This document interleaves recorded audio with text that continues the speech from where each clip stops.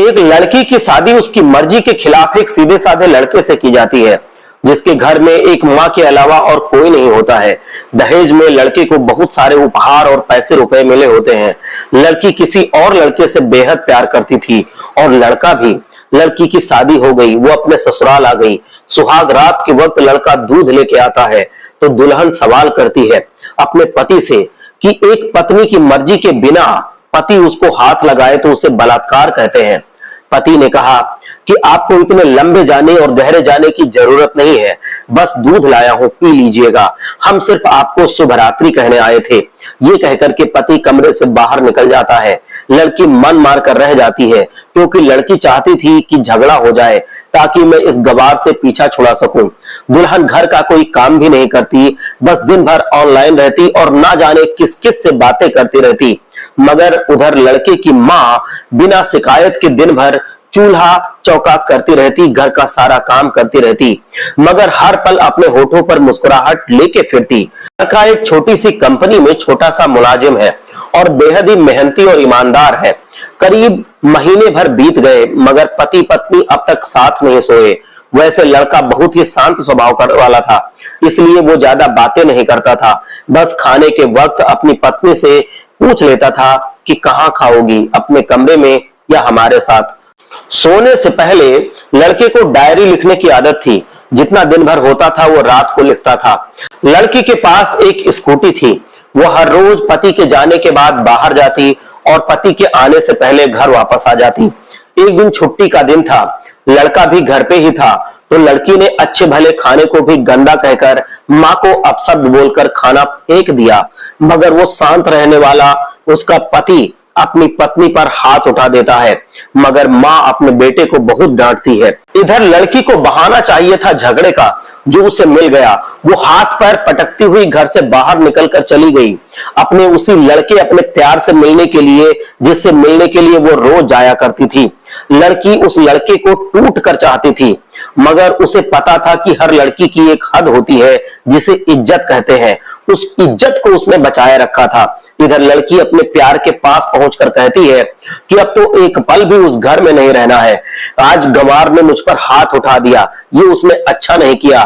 तो लड़का कहता है कि अरे तुमसे तो मैं कब से कह रहा हूं कि भाग चलो मेरे साथ कहीं दूर, मगर तुम हो कि आजकल पे टालती रहती हो। लड़की ने कहा कि शादी के दिन मैं भागकर आई तो थी तुम्हारे पास, तुम्ही ने तो मुझे लौटा दिया था। फिर लड़के ने कहा कि तुम तो खाली हाथ आई थी, खाली हाथ कहां तक भागोगी, तुम ही बोलो, मैंने तो कहा था कि कुछ पैसे और गहने भी साथ ले लो, तुम तो खाली हाथ आई थी। आखिर दूर एक नई जगह पे जिंदगी नए सिरे से शुरू करने के लिए पैसे तो चाहिए। लड़की ने कहा कि तुम्हारे और मेरे प्यार के बारे में जानकर मेरे घर वालों ने बैंक की पासबुक, एटीएम और मेरे गहने सब रख लिए थे, तुम्हें क्या लाती मैं अपने साथ। अब हम दोनों मेहनत करके कमा तो सकते थे। लड़का कहता है कि इंसान पहले सोचता है और फिर काम करता है, खाली हाथ भागते हैं तो ये इश्क का भूत 1-4 दिन में उतर जाएगा, समझी। और जब भी तुम्हें छूना चाहता हूं, तुम्हारे नखरे तो देखो, तुम हमें हाथ तक नहीं लगाने देती हो, बस कहती हो शादी के बाद। लड़की ने कहा कि हाँ, शादी के बाद ही अच्छा होता है ये सब कुछ, और सब तुम्हारी ही तो है। मैं आज भी एक कुंवारी लड़की हूं, शादी करके भी आज तक उस गवार के साथ मैं सो ना सकी, क्योंकि तुम्हें ही अपना पति मान चुकी हूं, बस तुम्हारे नाम का सिंदूर लगाना बाकी है। अब लगा सब कुछ तुम अपनी मर्जी से करना। लड़के ने कहा ठीक है, मैं तैयार हूं, मगर इस बार कुछ पैसे जरूर साथ लेकर आना। ये मत सोचना कि हम दौलत से प्यार करते हैं, हम सिर्फ तुमसे कह रहे हैं कि बस तुम छोटे मोटे बिजनेस के लिए पैसे ले आना, जिससे हम लोग जिंदगी नए सिरे से शुरू कर लें। लड़की ने कहा कि उस गवार के पास कहां होंगे पैसे, मेरे बाप से 3 लाख रुपया ऊपर से मारुति कार ली है, बस कुछ गहने हैं मेरे पास, वो लेके मैं आ जाऊंगी आज। लड़का लड़की को होटल का पता देकर चला जाता है। लड़की घर आके फिर से लड़ाई करती है, मगर अफसोस वो अकेली चिल्लाती रहती है, उससे लड़ने वाला कोई नहीं था। रात 8 बजे लड़के का मैसेज आता है व्हाट्सएप पे कि कब आ रही हो। लड़की जवाब देती है कि सब्र करो, कोई सोया नहीं है, मैं 12 बजे से पहले पहुंच जाऊंगी, क्योंकि यहां तुम्हारे बिना मेरी सांसें घुट रही हैं और जल्दी आऊंगी।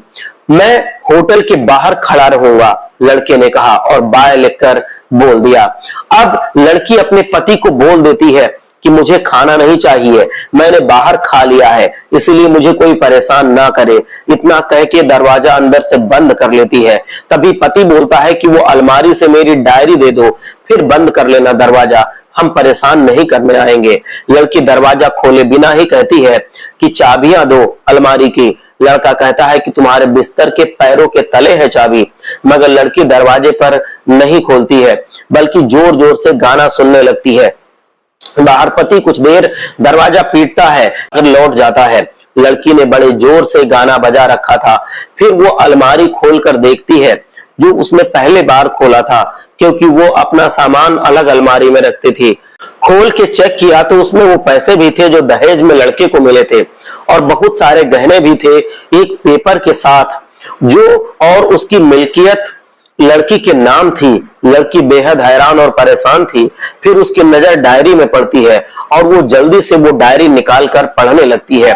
उसमें लिखा था कि तुम्हारे पापा ने एक दिन मेरी माँ की जान बचाई थी, अपना खून देकर। मैं अपनी माँ से बेहद प्यार करता हूँ, इसलिए मैंने छुपकर आपके पापा को प्रणाम करके कहा कि आपका यह अनमोल एहसान मैं कभी नहीं भूलूंगा।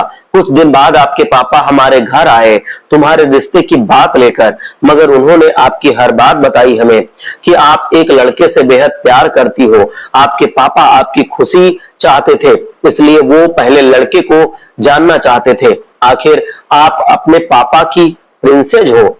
हर बाप अपनी प्रिंसेस के लिए एक अच्छा ईमानदार प्रिंस चाहता है। आपके पापा ने खोज करके पता लगाया कि वो लड़का बहुत सी लड़कियों को धोखा दे चुका है और पहली शादी भी उसकी हो चुकी है, पर आपको बता ना सके, क्योंकि उन्हें पता था कि ये जो इश्क का नशा होता है वो हमेशा अपनों को गैर और गैरों को अपना समझा देता है। एक बाप के मुंह से एक बेटी की कहानी सुनकर मैं अचंभित हो गया। हर बाप यहां तक शायद ही सोचे। मुझे यकीन हो गया था कि एक अच्छा पति होने का सम्मान मिले ना मिले, मगर एक अच्छा दामाद होने की इज्जत मैं हमेशा पा सकता हूं। मुझे दहेज में मिले सारे पैसे मैंने तुम्हारे अकाउंट में जमा कर दिए, और तुम्हारे घर से मिली गाड़ी आज भी तुम्हारे घर पे ही है, जो मैंने इसलिए भेजी ताकि जब तुम्हें मुझसे प्यार हो जाए तो साथ चलेंगे कहीं दूर घूमने।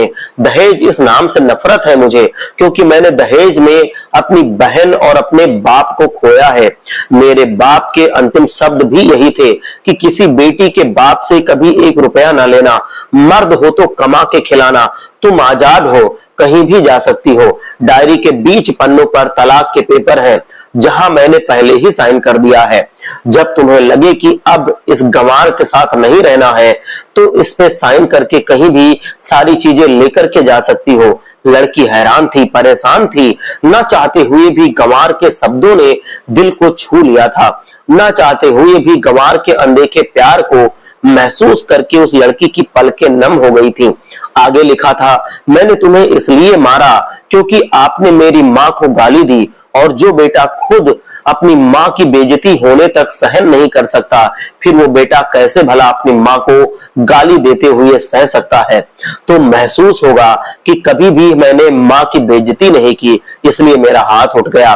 प्यार आपको दुल्हन बना के हम सफर बनाने लाया था, जबरदस्ती करने नहीं लाया था। जब प्यार हो जाए तो भरपूर वसूल कर लूंगा आपसे।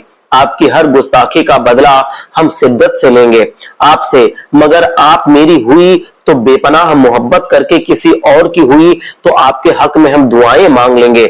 लड़की का फोन बज रहा था जो वाइब्रेशन मोड पे था। लड़की अब दुल्हन बन चुकी थी, पलकों में आंसू थे। अब वो सिसकते हुए मोबाइल से पहले सिम निकालकर तोड़ी, फिर सारा सामान जैसा था उसको वैसे ही रख के न जाने कब सो गई। सुबह देर से जागी, तब तक वो गवार ऑफिस जा चुका था। पहले नहा धोकर साड़ी पहनी, लंबा सा सिंदूर लगाया अपनी मांग में, फिर मंगलसूत्र पहना, जबकि पहले एक बिंदी जैसी चीज भी नहीं लगाती थी। मगर आज 10 मीटर से भी दिखाई दे इतनी बड़ी लंबी बिंदी लगाई, मांग में सिंदूर लगाया, वो भी गाढ़ा, और दुल्हन बनकर फिर किचन में जाके सासू माँ को जबरदस्ती कमरे में लेकर के आई, तैयार होने को कहने लगी और अपने गंवार पति के लिए थोड़ी नमकीन, थोड़ा हलवा और चाय बनाकर अपनी स्कूटी पर बैठकर सासू माँ को जबरदस्ती बैठाकर, जबकि कुछ पता ही नहीं था उनको कि बहू आज मुझे कहां ले जा रही है, बैठाकर ले जाती है। फिर रास्ते में वो सासू माँ से पति के ऑफिस का पता पूछकर ऑफिस पहुंच जाती है। पति हैरान रह जाता है पत्नी को इस हालत में देखकर। पति कहता है कि सब ठीक तो है, मगर माँ बोलती है कि इससे पहले ही पत्नी गले लगाकर कहने लगती है, अब सब ठीक है, I love you for ever. Office के लोग सब खड़े हो जाते हैं तो दुल्हन कहती है कि मैं इनकी धर्म पत्नी हूं, वनवास गई थी, सुबह ही लौटी हूं, अब 1 महीने तक मेरे पतिदेव ऑफिस में दिखाई नहीं देंगे। ऑफिस के लोग चौंक जाते हैं।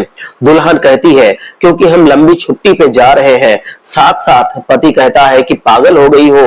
दुल्हन कहती है कि आपकी सादगी और भोलेपन ने हमें पागल बना दिया है। सभी लोग तालियां बजाते हैं और दुल्हन फिर से लिपट जाती है अपने गंवार पति से, जहां से वो दोबारा कभी छूटना नहीं चाहती थी।